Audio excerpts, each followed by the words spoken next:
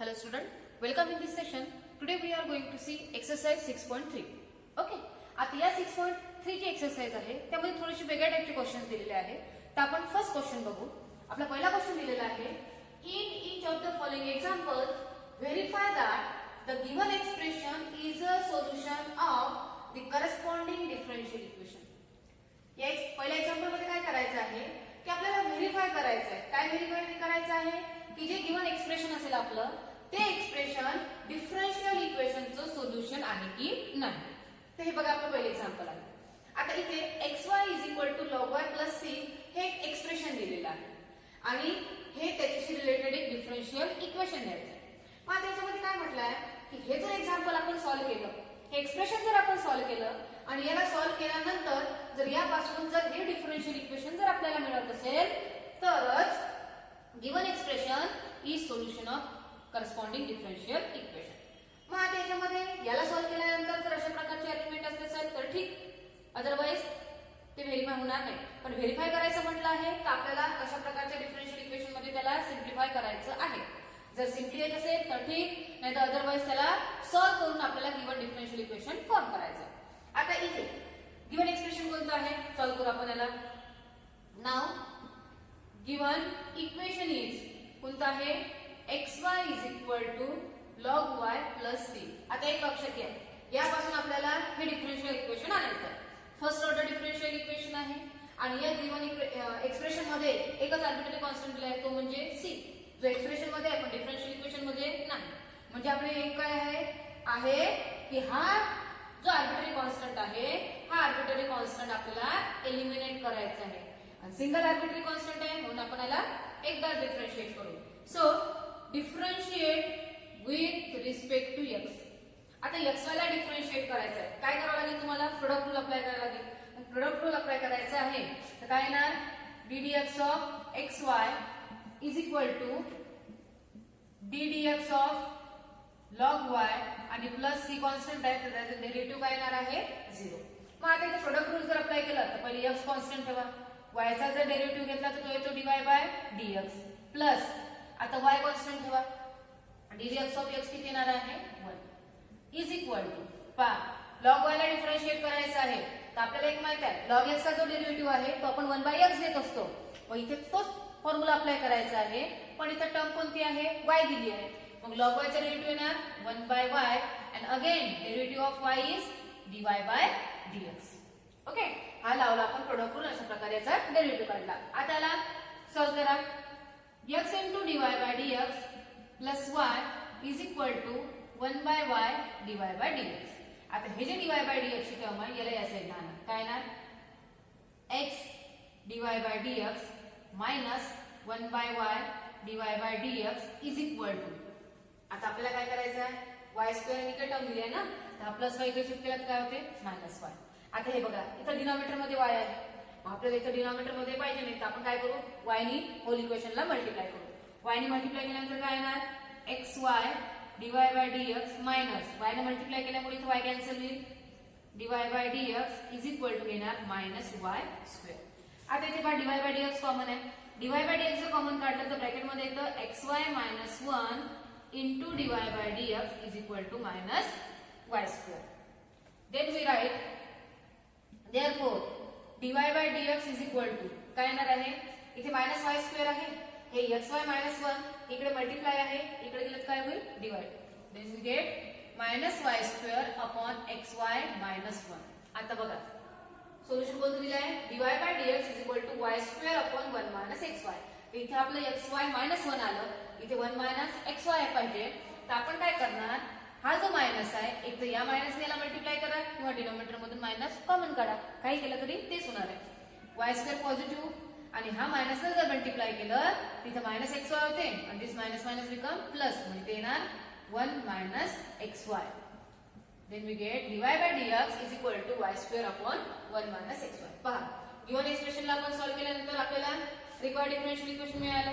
Means this expression is the solution of corresponding differential equation or it is the solution of given differential equation. अशाच प्रकारे आपल्याला exercise मध्ये बरेचसे questions बघायचे आहेत. हा झाला फर्स्ट क्वेश्चन.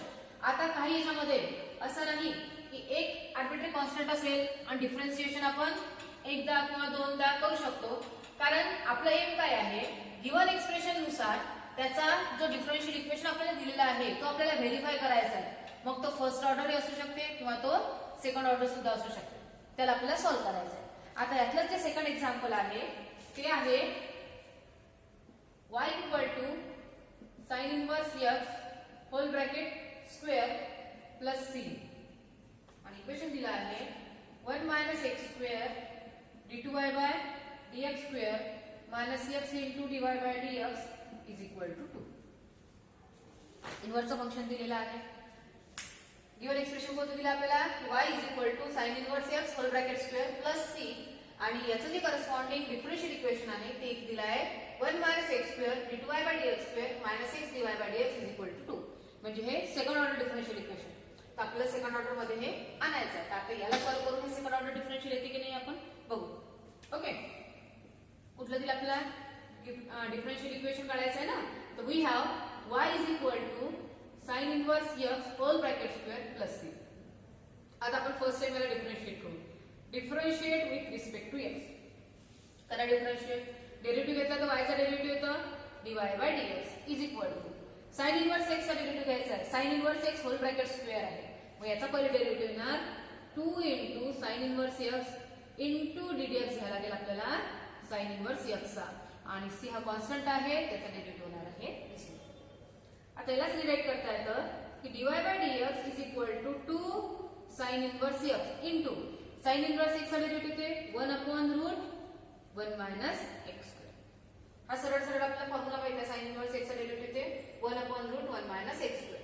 आता याच्यामध्ये बघा कधीही आता ते सॉल्व्ह करताना हे आपला फर्स्ट ऑर्डर डेरिव्हेटिव्ह आला आणि जे डिफरन्शियल इक्वेशन आणायचं आपल्याला 1 minus x square into dy by dx स्क्वेअरच्या फॉर्म मध्ये पाहिजे. ओके, या फॉर्म मध्ये आणायचं आहे. हे समोर ठेवूनच आपल्याला सगळ्या स्टेप सॉल्व्ह करायच्या आहेत. आता इथं हा जो रूट 1 मायनस x स्क्वेअर आहे हा डिनॉमिनेटर मध्ये आहे. इथं आपण क्रॉस मल्टिप्लिकेशन करू. तर क्रॉस मल्टिप्लिकेशन केल्यानंतर काय येणार की root 1 minus x square into dy by dx is equal to इथं आलं 2 साइन इनवर्स x. ओके, आता काय करायचं आहे, सेकंड ऑर्डर डेरिव्हेटिव्ह पाहिजे. आणलाय आपण स्टँडर्ड फॉर्म मध्ये. So again differentiate with respect to x. आता परत त्याला डिफरन्शिएट करायचं. आता बघा इथे दोन टर्म आहे म्हणजे इथं पण आपल्याला काय करावं लागेल, चेन रूल अप्लाय करावं लागेल. आता आपण सगळ्यात पहिले काय करू, root 1 minus x square constant करू.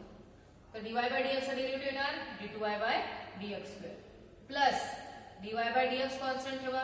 रूट 1 मायनस एक्स स्क्वेअर चा डेरिव्हेटिव्ह काय येणार 1 upon 2 root 1 minus x square.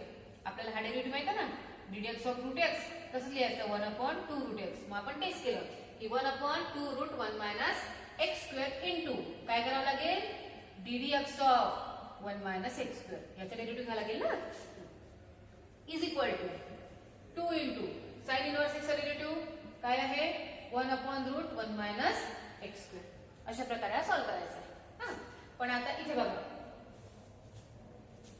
काय ना root 1 minus x square d2y by dx square plus dy by dx into 1 upon 2 root 1 minus x square. आता याचा derivative काढायचा आहे. 1 चा डेरिव्हेटिव्ह काय येणार 0 आणि मायनस एक्स स्क्वेअर चा डेरिव्हेटिव्ह येतं minus 2x is equal to येते 2 upon root 1 minus x square.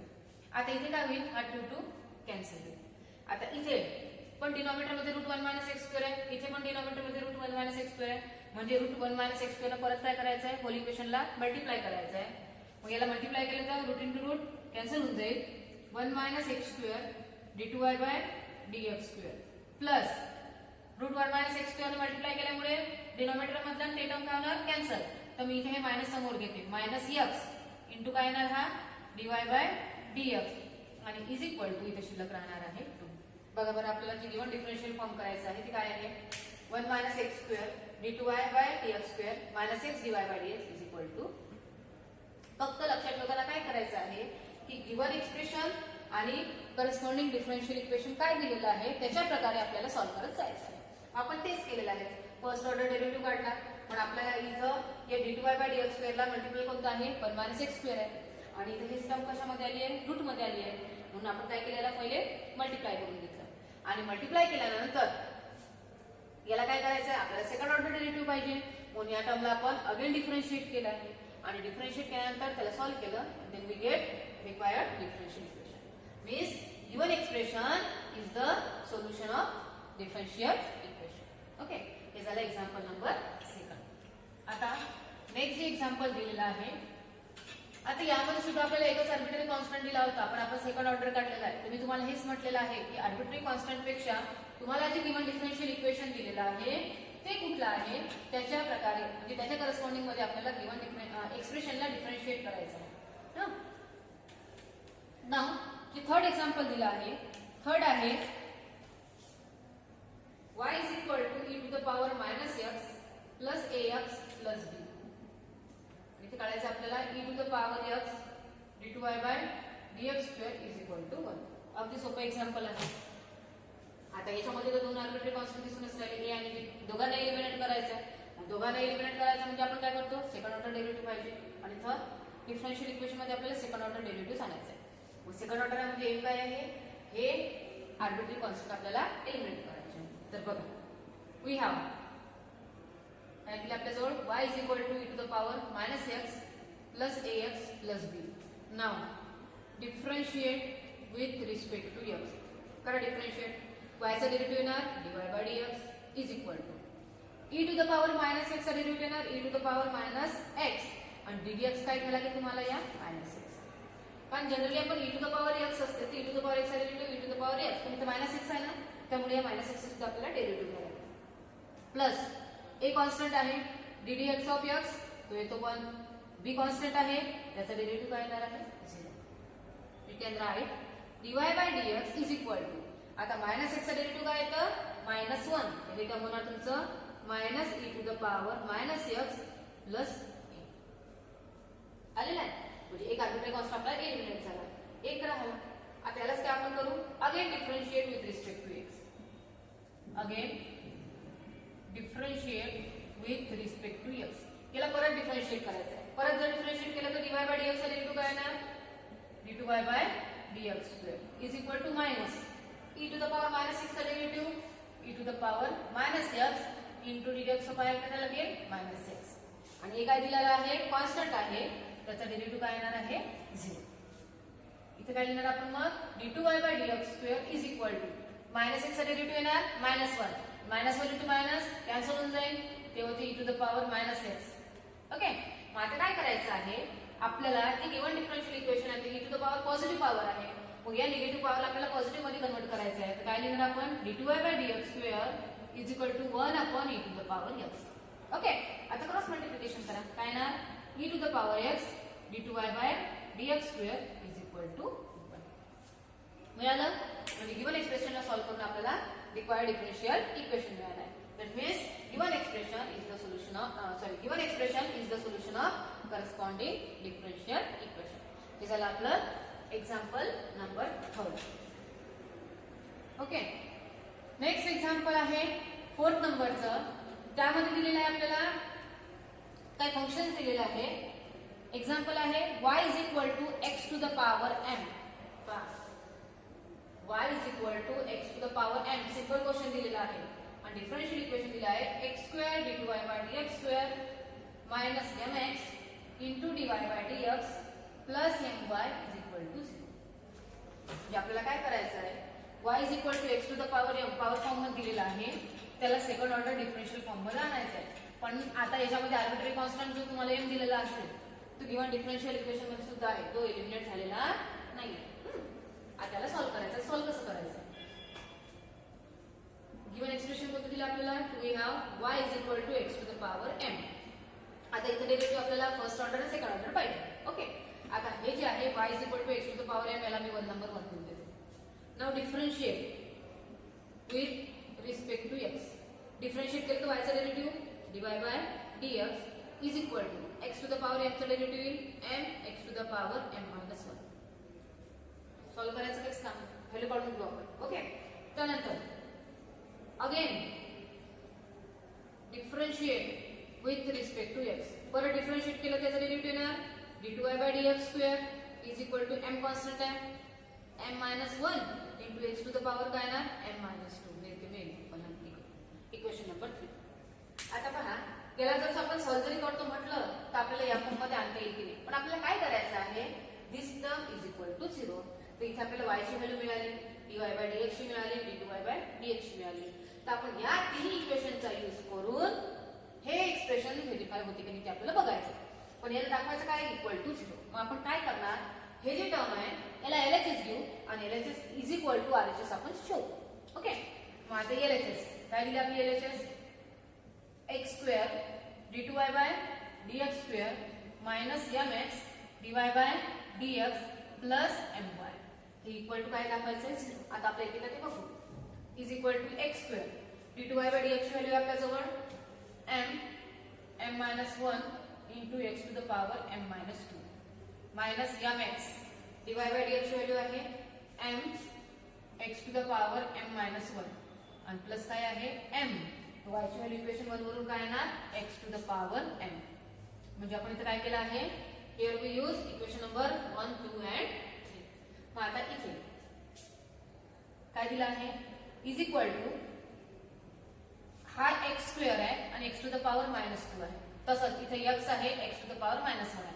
तर हा m into m -1 x to the power पहा, हा m -2 आणि हा पॉवर काय आहे +2 मायनस m इंटू m काय येतं m स्क्वेअर x, इथे x ला पॉवर m -1 आहे आणि इथे x ला पॉवर +1 आहे, plus m x to the power m. तर -1 + 1 कॅन्सल होते, -2 + 2 कॅन्सल होते, म्हणजे काय मिळणार आहे आपल्याला m into m -1 x to the power m minus m square x to the power m plus m x to the power m. आता या सगळ्यांमध्ये x to the power m काय आहे, कॉमन आहे. तर आपण काय करणार, हा x to the power m common काढला, मग काय होईल, मल्टिप्लाय करा m स्क्वेअर मायनस m, हा काय आहे -m स्क्वेअर आणि इथं काय आहे +m आहे. पहा -m + m कॅन्सल होते, -m square + m square cancel होते, काय राहिलं नाही, ब्रॅकेट काय झाली 0, दॅट इज इक्वल टू 0. म्हणजे आपल्याला इथे काय झालं आहे, गिवन एक्सप्रेशनला सॉल्व्ह करून आपल्याला डिफरन्शियल इक्वेशन आलं नाही, तर मग आपण काय करू, याच्यावर सिंपल व्हॅल्यूज निघाल्या ना, त्या व्हॅल्यू आपण इथे LHS घेतल्या आहे डिफरन्शियल इक्वेशनचं, त्यामध्ये पुट केल्या आणि इक्वल टू काय दाखवलेलं आहे 0. म्हणजे तुमचं गिवन डिफरन्शियल इक्वेशन काय झालेलं आहे, व्हेरीफाय झालेलं आहे. म्हणजे काही एक्झाम्पल आपल्याला अशा पद्धतीने सुद्धा सॉल्व्ह करता येतात. ओके, नाउ नेक्स्ट एक्झाम्पल दिला आहे एक्झाम्पल नंबर 5. एक्झाम्पल नंबर 5 सुद्धा इझी आहे, छोटेसे एक्झाम्पल आहे, फक्त ते समजणं महत्वाचं आहे, कारण व्हेरीफाय करायला जास्त काही लागत नाही. व्यवस्थित गिवन एक्सप्रेशन आणि डिफरन्शियल इक्वेशन दोन्हीही पहिले ऑब्झर्व करायचे, मग सॉल्व्ह करायचे. 5th नंबरचं एक्झाम्पल आहे आपलं y is equal to a plus b upon x आणि डिफरन्शियल इक्वेशन पाहिजे आपल्याला x into d2y by dx square plus 2dy by dx is equal to 0. Easy example आहे बघा. आता याच्यामध्ये काय दिलेलं आहे, we have y is equal to a plus b to the power x. दोन आर्बिट्ररी कॉन्स्टंट आहे आणि डिफरन्शियल इक्वेशन मध्ये हे दोन्ही आर्बिट्ररी कॉन्स्टंट आपल्याला एलिमिनेट करायचे आहे, म्हणजे सहज आपल्याला 2 टाइम डिफरन्शिएट करावं लागेल. Okay, now differentiate with respect to x. काय ना, dy by dx is equal to a constant आहे, डेरिव्हेटिव्ह 0, b कॉन्स्टंट आहे, टर्म कोणती आहे इथं 1/x. 1/x चा डेरिव्हेटिव्ह काय येतो -1/x स्क्वेअर. म्हणजे त्याला रिलेट करता येते की dy by dx is equal to -b/x square. आता आपण काय करू की हा जो x स्क्वेअर आहे याला जर इकडे शिफ्ट केलं, म्हणजे क्रॉस मल्टिप्लिकेशन केलं तर इथं कॉन्स्टंटची टर्म राहते, डिफरन्शिएट करणं आपल्याला सोपं जाते, म्हणून आपण x स्क्वेअर इकडे शिफ्ट करू. काय मिळेल आपल्याला x square dy by dx is equal to -1. चला, आता इझिली सेकंड ऑर्डरचे कॉन्स्टंट सुद्धा आपल्याला एलिमिनेट करता येईल. So again differentiate with respect to x. करा डिफरन्शिएट. काय करू आपण, x स्क्वेअर कॉन्स्टंट घेऊ, dy बाय dx चा डेरिव्हेटिव्ह येतं d2y by dx square plus dy by dx जर कॉन्स्टंट ठेवला तर x स्क्वेअर चा डेरिव्हेटिव्ह येते 2x आणि b कॉन्स्टंट आहे त्याचा डेरिव्हेटिव्ह येणार 0. म्हणजे काय आलं, x square d2y by dx square plus 2x dy by dx is equal to 0. दोघांमध्ये होल इक्वेशन x आहे कॉमन, x ने काय करू आपण डिवाइड करू, x ने जर डिवाइड केलं तर काय येते, we get x into d2y by dx square plus 2dy by dx is equal to 0. बघा, x into d2y by dx square plus 2dy by dx is equal to 0. That means given expression is the solution. Given expression is the solution of corresponding differential equation. म्हणजे fifth number सुद्धा आपल्याला fifth example सुद्धा verify झालं. आणि जे last example दिलं तुम्हाला 6 नंबरचं, त्या 6 नंबरच्या एक्झाम्पल मध्ये थोडं वेगळं आहे. कारण काही टर्म तुम्हाला दिसतील, काही टर्म दिसणार नाहीत. मग सॉल्व्ह कशा करायच्या? कारण व्हेरीफाय करायचं म्हणजे ते डिफरन्शियल इक्वेशनला आपण सिम्प्लिफाय करून सुद्धा त्या फॉर्म मध्ये आणायचं आहे. कसं आणायचं आहे, कुठे कुठे काय स्टेप करायचे आहे हे आपल्याला वेगवेगळ्या एक्झाम्पल मधून दिसून येते. 6 नंबरचं जे एक्झाम्पल दिलं आहे ते आहे y equal to e to the power ax. Differential equation दिलं आहे आपल्याला x into dy by dx is equal to y log y. x dy by dx is equal to y log y.